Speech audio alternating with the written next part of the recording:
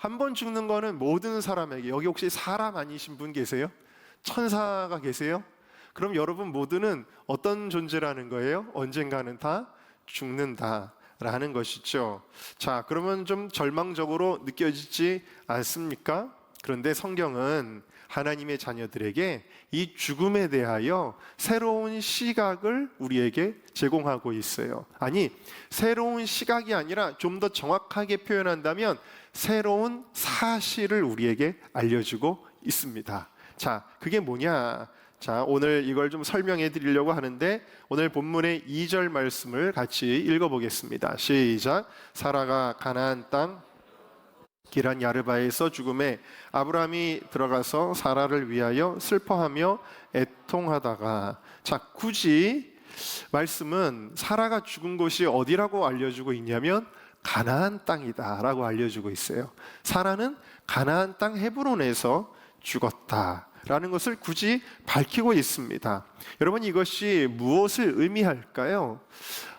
성경에서 이상하게도 믿음의 이 족장들에게 뿐만 아니라 계속해서 이스라엘 백성들에게 하나님이 이 가나안 땅을 무지무지하게 중요하게 여기십니다.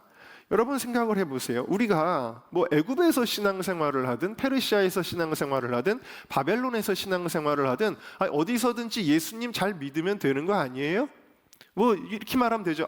뭐 집에서 예배드리든 뭐 직장에서 예배드리든 길거리에서 차에서 예배드리든 굳이 교회가 그렇게 중요해요? 라는 질문과 비슷할 수도 있겠습니다만 왜 성경은 그토록 이스라엘의 이 가나안 땅을 그렇게 중요하게 여기실까 하는 거예요. 그래서 포로로 붙잡혀 갔을 때도 또다시 이스라엘로 돌아가게 하시고, 지금도 알리야 운동이라는 걸 하지 않습니까? 주님이 오시기 직전에 마지막 때에는 이스라엘 백성들이 가나안 땅으로 돌아가야 된다라는 거예요. 이게 알리야 운동이거든요.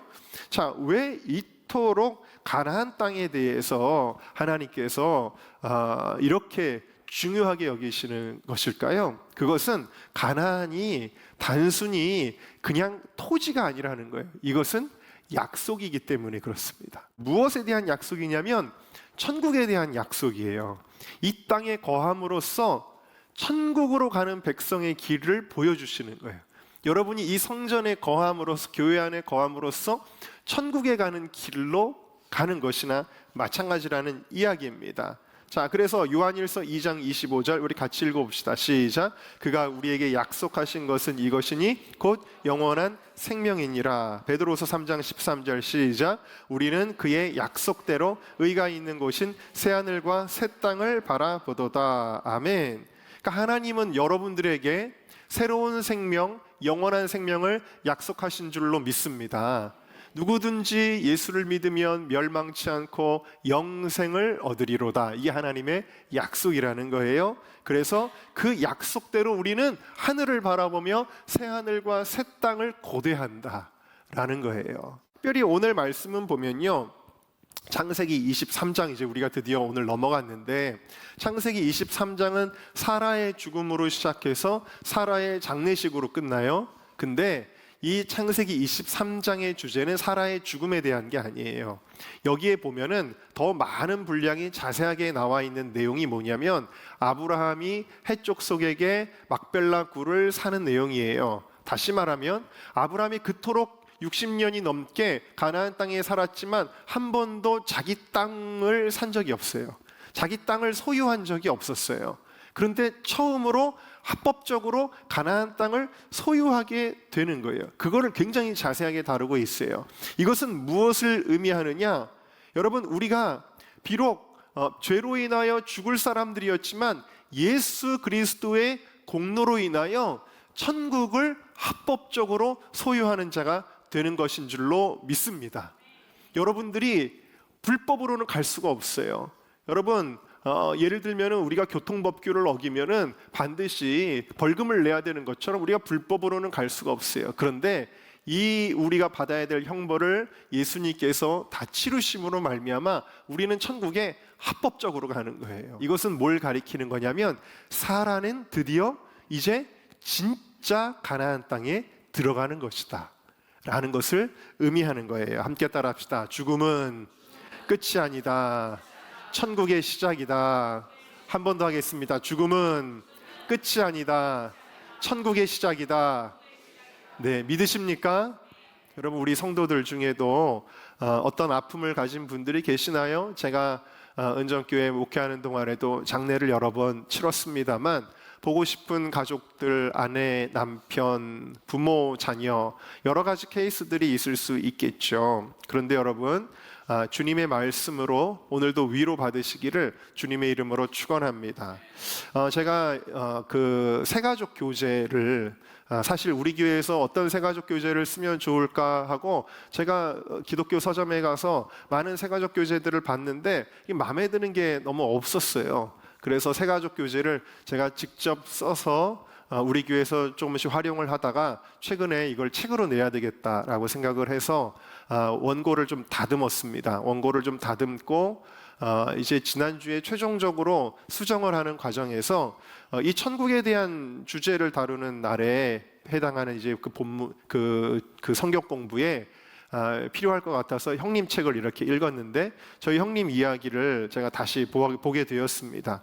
사실 그 책에 나오는 내용만 봐도 마음이 뭉클할 수 있지만 현장에서 저는 형님과 함께 그 모든 과정들을 다 봤잖아요. 제 조카가 사고 당하는 장면부터 그리고 병원에서 보낸 시간들 그리고 그 아이의 호흡기를 띄는 장면 그리고 그 아이를 이제 화장터에 데리고 가서 장례를 치렀던 일들 그리고 나중에 그 유품들을 정리할 때 그 모든 과정들을 저는 이제 다 봤기 때문에 이게 그 우리가 흔히 생각하는 뭐 누가 어떻게 세상을 떠났대 그 정도가 아니라는 거 정말 말할 수 없는 슬픔과 아픔과 고통의 시간들을 저도 이제 기억을 하는데 그때 이제 형님 부부가 이제 그 장례를 치르고 그리고 이제 주일날에 그래도 또 어쨌든 사명감을 가지고 보통 사람은 할 수 없는 일일 텐데 저도 사실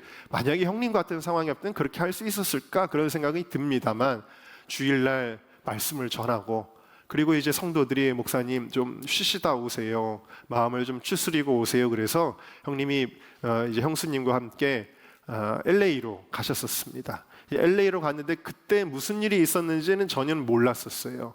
근데 나중에 저도 책을 보고 알았어요. 책을 보고 알았는데 이제 형님하고 형수님하고 이제 숙소에 이렇게 있었는데 아무것도 하기 싫고 그냥 계속 울면서 그렇게 한 2주간을 보내신 거예요. 그렇게 이제 울면서 보내셨는데 형님이 이제 숙소 밖으로 나와서 그냥 터벅터벅 걸었대요. 이렇게 터벅터벅 걸어가다가 보니까 앞에 조그만 교회가 하나가 보이더랍니다. 그래서 그 교회 문을 이렇게 해보니까 문이 열리더래요. 그래서 그 안에 들어가서 이제 예배당에 앉아서 기도를 합니다. 하나님, 마음이 너무 아파요. 가슴이 막힐 정도로 너무 아파요. 그러면서 기도를 하는데 그러면서 한참을 울고 있는데 스포트라이트 같은 한 줄기 빛이 느껴지더라는 거예요. 그러면서 주님의 음성이 마음속에 들립니다. 사랑하는 아들아, 이제 네가 내 심정을 알겠니? 아들을 잃은 그 안타까운 마음이 바로 내 심정이란다. 그러나 너무 낙심하지 않아도 된다. 너의 아들 유빈이는 지금 나와 함께 천국에 있단다. 앞으로 네가 만지는 곳마다 내가 치유하고 역사할 거야. 그러시면서 환상을 보여주는데 예수님이 서 계시고 그리고 예수님의 바로 옆에 한 아이가 손을 잡고 환하게 웃고 있는 것입니다. 그 아이가 바로 유빈이었어요. 조카인데 그 아이가 손을 흔들며 아빠에게 속삭입니다. 아빠, 나는 여기 잘 있어. 아빠 올 때까지 여기서 잘 기다릴게. 이런 경험을 하고 그리고 이제 뒤돌아서 사라지더래요. 이 일을 계기로 해서 하나님이 물론 이 일을 경험했다고 해서 사람이 한 번에 싹 완전히 깨끗이 털어버릴 수는 없었겠지요. 그러나 이 일을 계기로 하나님의 만져주심과 치유를 경험하며 함께 기도하며 일어날 수 있었다. 그렇게 고백을 합니다. 그리고 제가 언젠가도 말씀드렸지만 저희 아버님께서 소천하실 때도 저희 어머니가 환상을 봤는데 저희 아버지가 그 돌아가시기 직전이었던 것 같아요. 그때 환상을 봤는데 저희 아버지가 아주 아름다운 풀밭, 꽃들이 막 만발한 그런 것에 저희 아버지가 앉아 계시면서 큰 성경책을 펴고 계셨고, 그리고 그 주변에 이렇게 막 뛰노는 사람들이 있는데 거기 조그마한 아이가 하나 뛰놀고 있더래요. 저희 아버지 곁에서. 근데 그 아이를 딱 보니까 직관적으로 그 유빈이더라는 거예요. 옛날에 세상 떠난 유빈이가 할아버지와 함께 천국에서 놀고 있는 것을 하나님께서 보여주셨습니다. 여러분, 천국은 우리에게 어떤 관념이나 철학이 아니에요. 천국은 실제하는 곳임을 여러분들이 믿으시기를 주님의 이름으로 축원합니다. 천국은 슬픔과 눈물이 없는 곳, 기쁨과 행복과 평안만 가득한 곳이라는 것을 여러분들이 믿으시기를 주님의 이름으로 축원합니다. 자, 그렇다면 이제는 우리에게 이 천국이 실제적인 소망이라면 우리는 어떻게 살아가야 할까요? 4절 말씀에 아브라함이 그것을 보여주고 있는데요, 우리 같이 읽어보겠습니다. 시작. 나는 당신들 중에 나그네요 거류하는 자이니 당신들 중에서 내게 매장할 소유지를 주어 죽은 자를 내 앞에서 내어다가 장사하게 하시오 그랬어요. 자, 해쪽 속에게 땅을 사는데 자기를 이렇게 표현합니다. 뭐라 그러냐면 나는 당신들 중에 나그네요 거류하는 자다. 그렇게 이야기를 하니까 아이고, 나그네로 아브라함이 되게 아주 우중충하게 살았나 보다, 혹시 이렇게 생각하실지 모르지만 아브라함이 힘이 없었던 것은 아니에요. 왜냐하면 6절에 보면은 이 해쪽 속이 이 아브라함에게 뭐라고 이야기하냐면 내 주여 당신은 하나님이 세우신 지도자이시니 그랬어요. 네, 개역 한글에는 방백이라고 되어져 있죠. 방백이라는 말은 어떤 큰 땅 영역을 통치하는 사람을 가리키는 거거든요. 그러니까 이 당시에 아브라함은 하나님이 복을 주셨기 때문에 굉장히 많은 것을 소유하고 힘이 있었어요.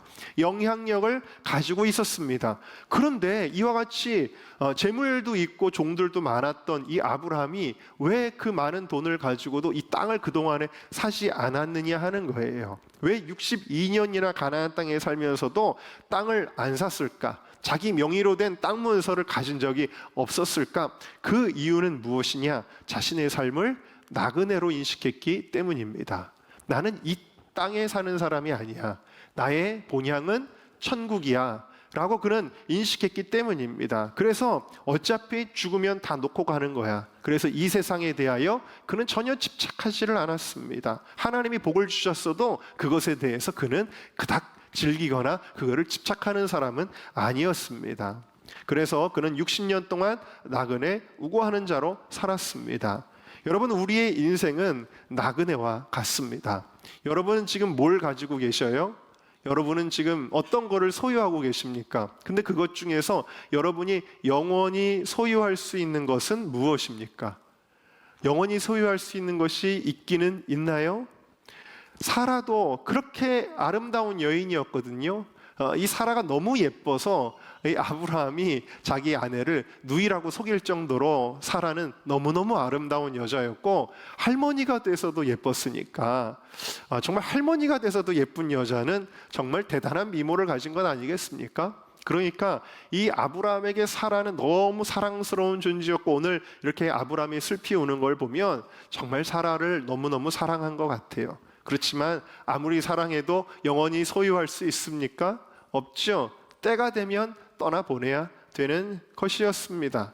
돈도 그렇습니다. 영원하지 못합니다. 명예도 영원하지 못합니다. 관계적인 즐거움, 우리의 어떤 행복도 여러분, 영원한 것은 이 땅에 단 한 가지도 없습니다. 영원한 것은 오직 주님이시고, 영원한 분은 주님이시고, 영원한 것은 천국이고, 영원한 것은 영생이고, 영원한 것은 천국의 상급밖에는 없는 줄로 믿습니다. 다 이 땅에 속한 것이 아니라 영원한 것은 다 하늘에 속한 것들이다 라는 것을 우리는 깨닫게 되어집니다. 그래서 지혜로운 자는, 믿음이 있는 자는 이 땅의 것에 집착하지 않고, 이 땅의 행복을 사모하지 않고 천국의 행복을 진짜 사모합니다. 천국의 행복을 실제적으로 사모합니다. 여러분, 이게 되는 사람과 안 되는 사람이 믿음의 차이라는 거예요. 사도 바울은 얼마나 천국을 사모했는지 오히려 죽음을 원했어요. 빌립보서 1장에 보니까 그가 뭐라고 고백하냐면 23절을 보면 내가 세상을 떠나서 그리스도와 함께 있는 것이 훨씬 더 좋은 일이다. 그렇게 하고 싶다. 이건 뭐예요? 나 빨리 죽어서 천국 가고 싶다. 왜? 거기 가면 예수님 계시니까. 사도 바울은 빨리 하나님 불러갔으면 좋겠는 거예요. 그런데 그렇게 가고 싶지만 하나님이 주신 사명이 있기 때문에 그래서 내가 여기 있는 것이 너희들에게 유익하다라고 그렇게 고백을 하는 거예요. 그러니까 바울은 예수님을 만난 이후에 인생관이 달라져요. 인생관이 달라집니다. 그가 이렇게 빌립보서 3장에 고백을 합니다. 여러분의 고백이 되시기를 바라며 우리 함께 읽어보겠습니다. 시작. 그러나 무엇이든지 내게 유익하던 것을 내가 그리스도를 위하여 다 해로 여길 뿐더러 또한 모든 것을 해로 여김은 내 주 그리스도 예수를 아는 지식이 가장 고상하기 때문이라. 내가 그를 위하여 모든 것을 잃어버리고 배설물로 여김은 그리스도를 얻고 그 안에서 발견되려 함이니 내가 가진 의의는 율법에서 난 것이 아니 오직 그리스도를 믿음으로 말미암는 것이니 곧 믿음으로 하나님께로부터 난 의라. 내가 그리스도와 그 부활의 권능과 그 고난에 참여함을 알고자 하여 그의 죽으심을 본받아 어떻게 해서든지 죽은 자 가운데서 부활에 이르려 하노니. 아멘. 자, 사도 바울의 궁극적인 목적지는 어디냐? 부활이라는 거예요. 부활이 목적지가 되니까 인생관이 달라지는데 사람들이 그토록 사모하는 것이, 그리고 자기도 과거에는 그것을 이루려고 노력했던 것들이 어떻다는 거예요? 지나고 보니까 배설물처럼 느껴졌다라는 거예요. 다 소용없어. 다 부질없네. 저게 뭘 좋다고? 이렇게 되는 거예요. 그러면서 그에게는 가장 귀한 것이 예수님을 아는 것이다. 내가 예수님을 아는 것처럼 귀한 것이 없다라고 그렇게 고백을 하는 것입니다. 여러분, 그런 의미에서 적어도 하나님의 자녀들은요, 세상을 동경하거나 이 땅의 즐거움을 추구해서는 안 될 것입니다. 이 야곱의 딸 가운데 디나라는 딸이 있었어요. 그런데 이 디나는 세상을 동경하였다 그랬어요. 동경하여서 구경하러 세겜성에 가가지고 돌아다니다가 그만 비참한 일을 겪게 되어집니다. 여러분, 아버지의 말을 듣지 않고 이와 같이 디나는 세상 것들을 추구했는데 그의 삶의 결과는 좋지 못했어요. 세상 것을 좋아하는 사람들은 말을 해도 잘 깨닫지를 못합니다. 이미 그의 마음이 거기에 쏟아져 있기 때문이지요. 결국에는 겪어야 깨닫게 돼요.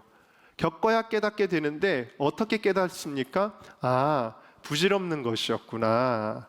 나의 참 소망은 오직 주님이신 거였는데 라는 것을 겪어야 깨닫습니다. 여러분, 우리가 바라보아야 할 것은 청담동의 고급 아파트가 아니라 저 하늘나라의 주님이 예비하신 성인 줄로 믿습니다. 하나님은 왜 인간을 이렇게 늙어가게 하셨을까? 힘이 없게 하시고 힘들게 하시고 그렇게 하실까? 그러다가 저는 그런 생각을 해봤습니다. 이 세상에 대한 미련을 버리게 하심이 아닐까, 이런 생각을 했습니다. 너무 아프면 막 천국 가고 싶다고 저한테도 이미 소천하신 분들 가운데 그런 얘기 하셨던 분들 생각이 나기도 하고요. 여러분, 이 땅이 너무 재밌으면 주님이 안 보입니다. 세상이 너무 재밌고 행복하고 즐거우면 주님께 관심하지 못합니다. 예수님이 두 주인을 섬길 수 없다라고 말씀하신 그대로입니다. 그래서 하나님의 사람들은 이 땅이 재미있지 않게 하십니다. 그리고 미련을 갖지 않게 하십니다. 여러분, 우리 신앙생활의 중심에 천국이 중심이 되어야 합니다. 이 땅은 하나님의 약속을 이루기 위한 나그네의 삶이에요. 그러나 이 나그네의 삶을 우리가 잘 살아야 천국에 가게 되는 것입니다. 자, 그래서 베드로전서 1장은 뭐라고 말씀하시냐면 너희가 순종하는 자식처럼 과거에 그랬던 것처럼 너희 욕심 따라다니지 말고 모든 일에 거룩한 자가 되어라. 그러면서 17절을 이렇게 이야기하시는데요. 17절을 같이 읽겠습니다. 시작. 외모로 보시지 않고 각 사람의 행위대로 심판하시는 일을 너희가 아버지라 부른즉 나그네로 있을 때를 두려움으로 지내라. 우리가 여기 천년만년 살 것처럼 그렇게 살지 말라는 이야기예요. 나그네로 지내는 이때를 어떻게 살라고요? 하나님 경외하면서 두려워하면서 살으라는 거예요. 오늘 우리의 삶이 하나님 정말 기쁘시게 하는 삶인가? 내가 정말 주님의 마음을 흡족하게 해드리고 있는가? 아니면 주님을 근심하게 하고 있는가? 우리가 그거를 두려움으로 지내라고 주님이 말씀하고 있는 것입니다.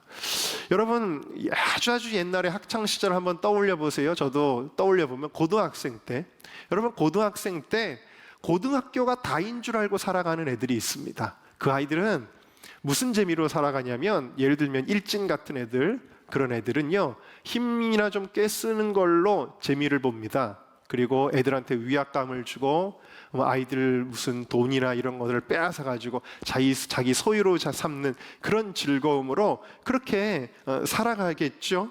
또 여자애들 같으면은 고등학교가 다인 줄 아는 아이들은 그냥 그 순간에 남자애들한테 인기 있으려고, 잘 보이려고 그냥 막 화장하고 치마 줄여 입고 그런 재미로 살아가는 거예요. 그러나 여러분, 고등학교가 인생의 전부입니까? 그렇지 않죠. 고등학교는 뭐예요? 나머지 인생을 어떻게 사느냐를 결정짓는 곳이거든요. 그래서 고등학교가 단 줄 알고 거기서 으쌰으쌰 하면서 아주 즐겁게 지냈던 아이들의 그 이후의 삶은 바닥으로 떨어지는 거예요. 그런데 그 고등학생 때를 성실하게 살아가는 사람은 어떻게 되죠? 그 이후에 그 성실함의 열매를 거두게 되어지는 것입니다. 그러니까 인생은 고등학교가 다가 아니라 고등학교를 어떻게 다니느냐가 훨씬 중요하다. 나그네의 때가 다가 아니기 때문에 이 나그네의 때를 어떻게 사느냐 하는 것이 훨씬 중요하다라는 것을 깨달으시기를 주의 이름으로 축원합니다. 20살의 나이에 젊은 나이에 스타덤에 올랐던 조지 베벌리 쉐어라는 유명한 가수의 실화입니다. 어느 날 레코드사에서 그에게 수백만 달러짜리 전속 계약을 하자고 요청을 했는데, 계약서에 서명을 하려는 순간에 갑자기 전화벨이 울렸습니다. 누구였냐면 이름도 알지 못하는 어느 목사님이 자기와 함께 부흥 집회를 다니면서 복음을 전하자, 그때 찬양을 좀 불러달라, 그렇게 제안을 하는 거예요. 자, 수백만 달러짜리 계약을 맺으면 더 큰 인기와 영광, TV에 나오는 그런 일을 이제 경험하게 될 텐데 얼마나 좋은 기회예요. 그런데 그 순간에 고민을 하다가, 이 두 갈림길에서 고민을 하다가 무릎을 꿇고 기도합니다. 근데 마침 그가 기도하는 그 순간에 어머니가 그 아들을 위해서 기도하고 있었대요. 어머니가 늘 근심했어요. 여러분, 부모님의 마음을 근심하게 하지 마시기를 바랍니다. 여러분, 목회자의 마음을 근심하게 하지 마시기를 바랍니다. 주님의 마음을 근심하게 하지 마시기를 바랍니다. 근심하면서 어머니가 기도했는데, 기도하다가 문득 그의 어머니가 책상 위에 놓아둔 조그만 쪽지를 보게 됩니다. 그 쪽지는 그 어머니가 자주 애송하던 밀러 부인의 성씨가 적혀 있었습니다. 그 성씨를 조용히 읽는데 성령께서 그의 마음을 감동시켜 주셔요. 그리고 이 베벌리 쉐어의 눈에 뜨거운 눈물이 흘러내리게 됩니다. 그는 곧바로 그 시에다가 멜로디를 써서 종이에 써 내려가게 되어지고요. 이 시에 곡을 붙여서 부르는 순간에 그는 단호하게 수백만 달러의 계약을 포기하고 그 알지 못했던 시골 목사, 무명의 목사를 따라 일평생 복음성가를 부르며 하나님 앞에 헌신하게 되어집니다. 그때 그가 작곡한 노래가 오늘 우리가 너무나도 애송하고 있는 찬송가 주 예수보다 더 귀한 것은 없네입니다. 그리고 그때 그를 초청했던 목사님은 세계적으로 가장 많은 사람들에게 복음을 전했다고 볼 수 있는 바로 얼마 전에 소천하신 빌리 그레암 목사님이십니다. 그가 빌리 그레암 목사님을 따라다니면서 찬양을 부를 때에 뭐 한 번 모이면 스타디움이 광장에 꽉꽉 차는데 많은 사람들이 눈물을 흘리며 회심을 하고 주님께로 돌아오는 은혜와 역사들이 일어났고요. 우리나라에도 빌리 그레암 목사님이 오셨을 때 함께 와서 찬송으로 영광을 돌렸지요. 세상에서 누릴 수 있는 수백만 달러짜리 인기와 영예는 갖지 못했지만 그는 나그네의 삶을 진짜 잘 살게 된 거죠. 하나님의 영광을 위해 사는 줄로 믿습니다.